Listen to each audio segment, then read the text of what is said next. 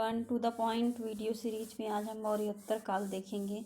चलिए शुरू करते हैं। पहली चित्र मौर्योत्तर काल दो भागों में बटा था। एक था देशी उत्तराधिकारी और एक थे विदेशी उत्तराधिकारी। देशी उत्तराधिकारी के बारे में आज हम देखेंगे सातवाहन तक।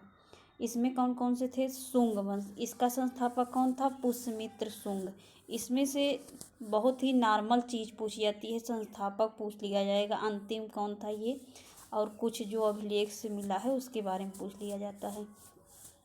कण्व वंश के वासुदेव संस्थापक थे। सातवाहन के सिमुख, वाकाटक के विंध्य शक्ति।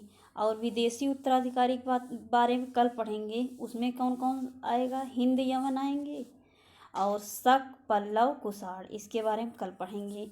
और विदेशी उत्तराधिकारी से क्वेश्चन ज़्यादा बनते हैं। चलिए शुंग वंश के बारे में देखते हैं। शुंग वंश 185 से 149 ईसा पूर्व तक चला। इसके संस्थापक थे पुष्यमित्र शुंग। इसकी राजधानी विदिशा। ये सब पूछा गया है। महत्वपूर्ण घटना की बात करें तो इनके समय में यवनों का भारत पर आक्रमण हुआ, भागवत धर्म का उदय हुआ, वासुदेव विष्णु की उपासना के बारे में जानकारी मिलती है हमको शुंग वंश से। और इसकी शुंग वंश था, इसकी जानकारी हमको अयोध्या अभिलेख से मिलती है। और अयोध्या अभिलेख में ही वर्णन किया गया है 2 अश्वमेध यज्ञ का। उस अश्वमेध यज्ञ को करवाया कौन था? पतंजलि। तो ये भी क्वेश्चन बन जाता है कि पतंजलि किस वंश से रिलेटेड थे? तो पुष्यमित्र शुंग वंश से। और पतंजलि ने महाभाष्य की रचना किया किससे प्रेरणा लेकर? अष्टाध्यायी के पारणी का जो अष्टाध्यायी है उसी पर आधारित पतंजलि ने महाभाष्य की रचना किया। इसमें स्तूप कौन कौन थे? भरहूत, बेसनगर, बोधगया। और इसके अलावा उसने 2 स्तूपों का निर्माण कराया शुंग वंश में।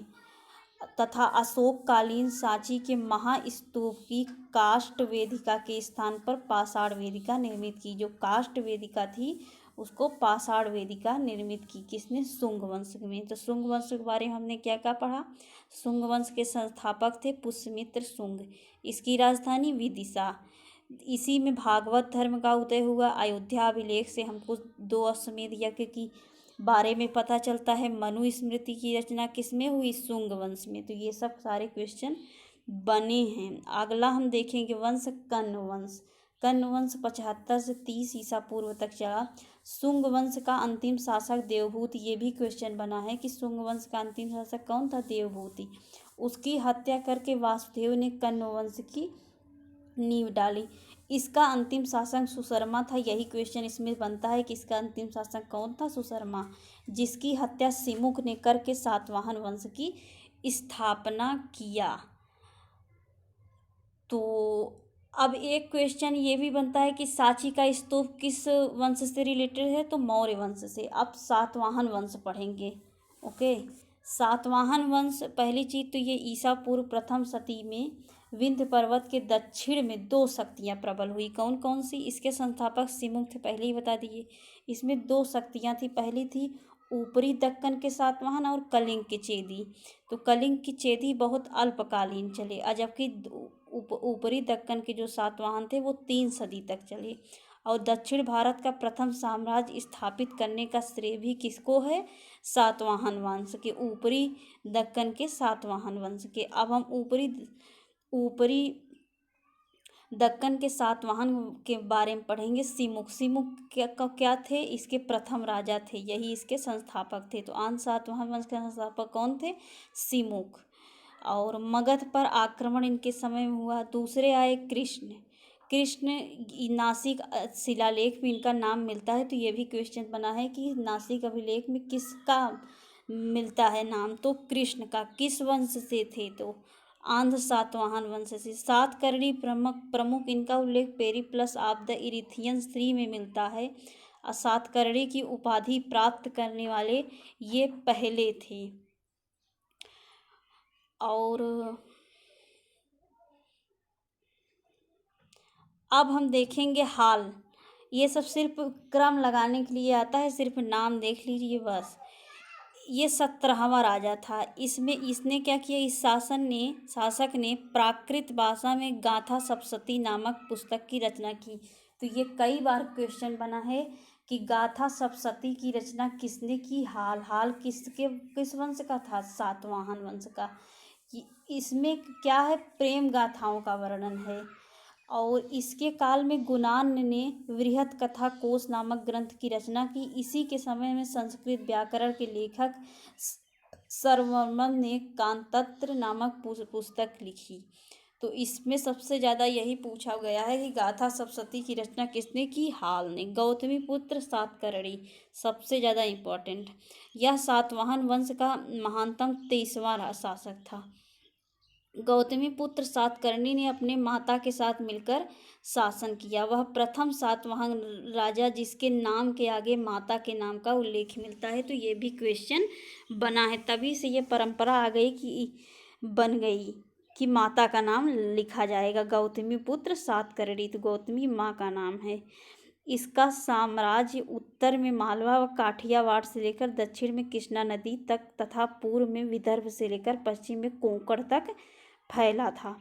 अब इसके कुछ क्योंकि ये महान था तो इसके द्वारा जो विजित प्रदेश हैं तो इसके बारे में पूछा जाता है। तो कौन कौन सा था, ऋषिक, अस्मक, मूलक, सुराष्ट्र, कुकुर, अपरांत, अनूप, विदर्भ, आकार, अवंती।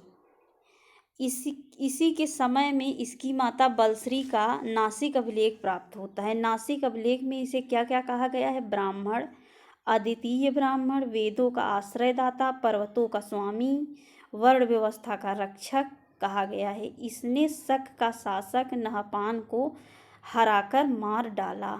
गौतमीपुत्र सातकर्णी ने नासिक के जिले में बेड़ा कटक नामक एक नगर का निर्माण करवाया था। वह क्षत्रियों के दर्प को चूर करने वाला एक छत्र शासक था जिसने राज महाराज स्वामी उपाधियां धारण की। गौतमीपुत्र का शासन दक्षिणापथ में वैदिक धर्म के पुनरुत्थान का काल था। तो गौतमीपुत्र सातकर्णी बहुत ही महान शासक रहे हैं।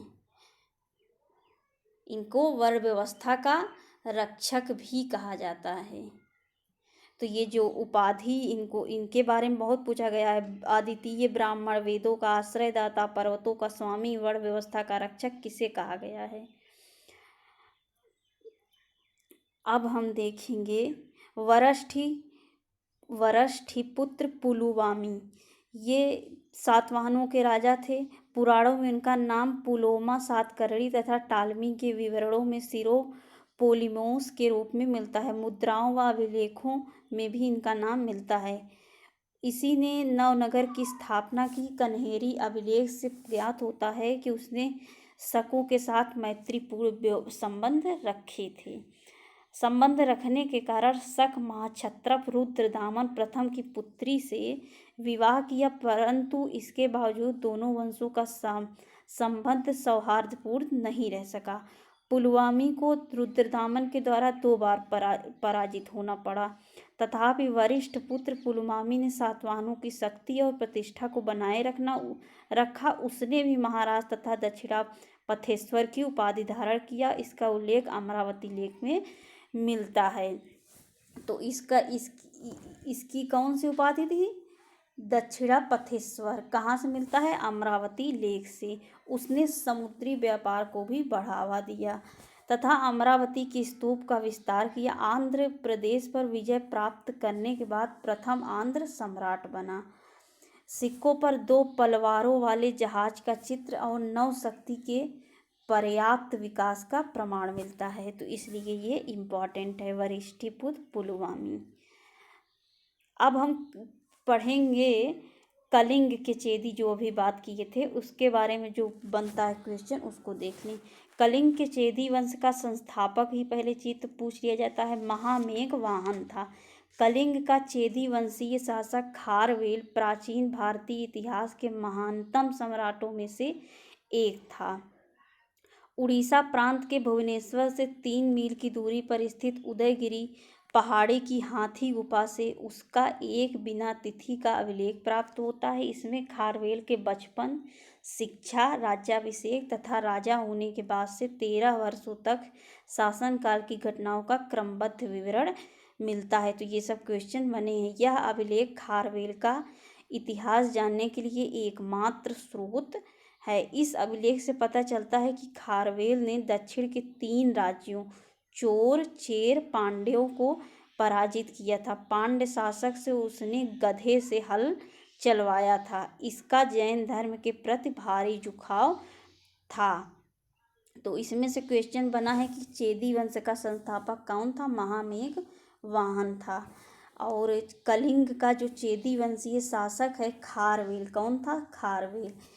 और इस उदयगिरी पहाड़ी की जो हाथी गुफा है उसी से ये सब प्रमाण उसकी मिलती है, उसके बारे में यहीं से मिलता है। और इसने पराजित किसको किया था? चोर, चेर और पांड्यों को। और पांड्य शासक से उसने गधे से हल चलवाया था। अब हम विविध ज्ञान देख लेते हैं। सातवाहन, सातवाहन वंश सबसे ज़्यादा पूछा जाता है ना। सातवाहनों की राजकीय भाषा पहली चीज तो प्राकृत थी, जो कि ब्राह्मी लिपि थी। सातवाहन काल में चांदी व तांबे के सिक्कों का प्रयोग होता था, जिसे कासारपड़ कहते थे। पहली चीज, सातवाहनों ने आर्थिक लेन देन के लिए शीशे के सिक्के का प्रयोग किया।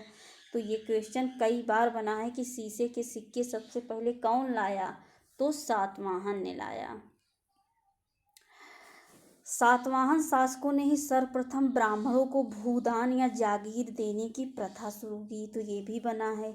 सातवाहनों में मातृ सत्तात्मक सामाजिक व्यवस्था का प्रमाण मिलता है, जैसे गौतमी पुत्र सातकर्णी राजा के साथ माता का नाम, परंतु उत्तराधिकारी पुत्र ही होता था। तो आज के लिए बस इतना ही। वीडियो कैसा लगा फीडबैक ज़रूर दीजिए और चैनल को सब्सक्राइब करना ना भूलिए।